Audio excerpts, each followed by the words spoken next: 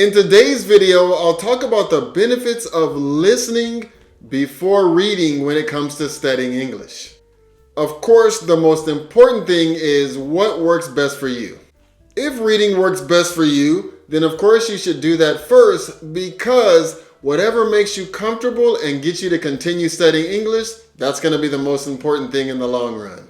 I will give you 6 reasons why I think listening first works best, and then you can decide for yourself. So, if you are ready to learn those 6 reasons, then let's get into it. One of the main reasons that I think listening comes first before you get into reading is because it's one of the easiest things that you can do. I can roll right out of bed and just start listening to something every day. However, you probably don't wake up and start reading something right away. I can listen in the car when I have to go out and do something for work. I also usually have my phone on me so that I can listen to something while I'm getting ready. You don't have to make the same effort that you do to listen to something as you do when it comes to reading something. I have also found out that just by being outside and doing your regular, daily, everyday thing, there's probably some people that you're going to come across that you'll be able to listen to. If you live in a country that speaks English, there's probably also going to be some time during the day that you're going to come across somebody that you can listen to in English. And this is also going to put you into more natural listening situations.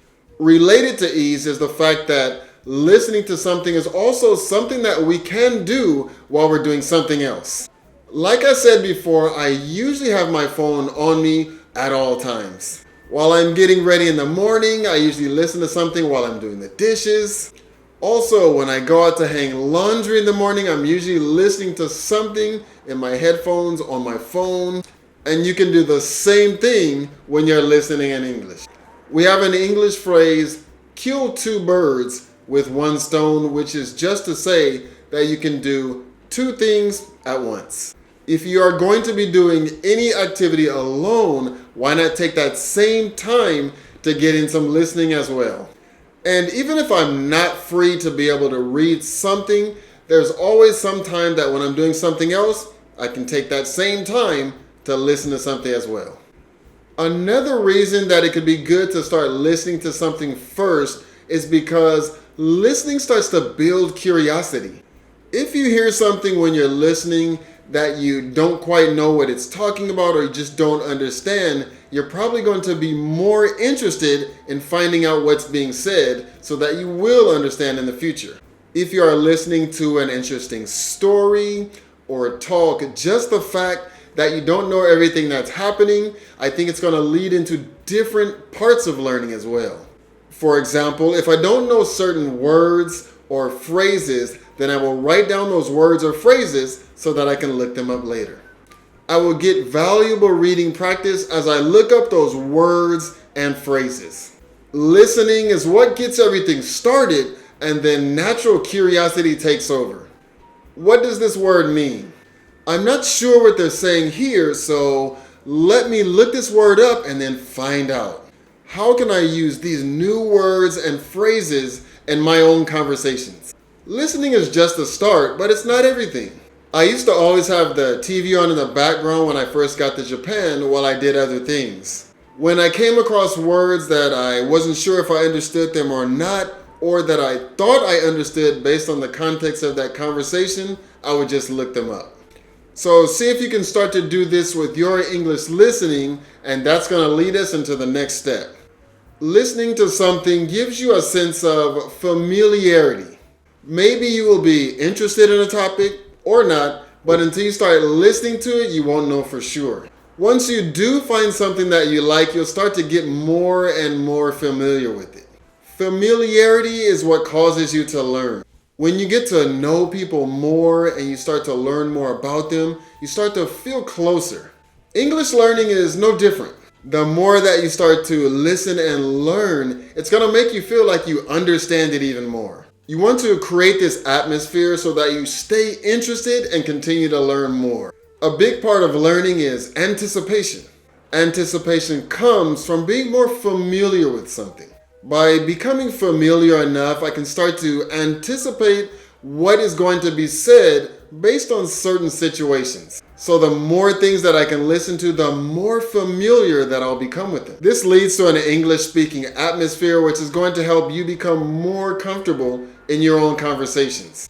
Along with familiarity, listening is also going to help you build that English speaking momentum. Now you start to know what English sounds like. You can understand the rhythms and intonations. You will also have heard lots of different English voices, so when you do start to read, you'll have an idea of what English should sound like. When we read, we do something that's called sub-vocalization. This is where you sound out the words in your head silently as you read. You will have an English speaking model that's also going to help you with your English speaking as well as pronunciation. Now, when you do read, you'll know how you should sound, and this can only help to create positive momentum to improve your English. If you do start reading first, at some point you're going to have to search out examples of pronunciation and how to speak. Listening is going to come down to your level of focus. Everyone has a different level of focus that is unique to them. Like I said at the beginning, I can focus on listening while I do the dishes or hang laundry or tasks such as those. Maybe for you, it will be doing exercise or taking a drive somewhere. The most important thing that you should remember is that if it works for you, that's what matters the most.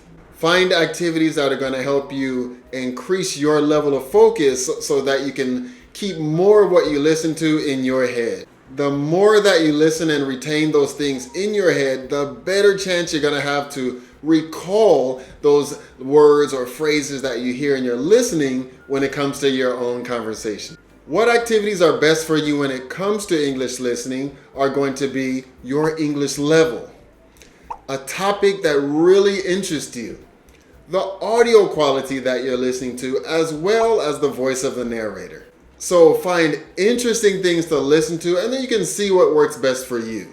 I hope this video gives you some good ideas about why listening first could be better for you than reading. If you got some good benefit out of this video, please share it with someone else that you think will help.